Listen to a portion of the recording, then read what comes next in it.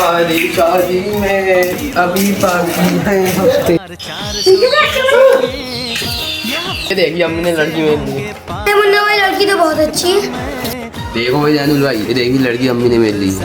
अम्मा मुन्ना भाई लड़की तो बहुत बढ़िया है यार। अबे भाई तो तू अपने भाई को भी तो देख, किसी से कम थोड़ी है। 1 मिनट, 1000 रुपये तो मैं कमाता ही हूँ और अब हो जाएगी मेरी शादी। 200 दूंगा आपको, 200 दूंगा अम्मी को, 200 दूंगा बीवी को, 200 दूंगा बच्चों को, 200 बचाऊंगा उसका क्या करूँगा, वो रखूँगा मैं खुद। अरे बाबा शादी के लिए हाँ कर दो, लड़की मुझे पसंद है। लड़की पसंद है? कौन सी? अरे पापा अम्मी तो लाई है, फोटो देखो। हैं?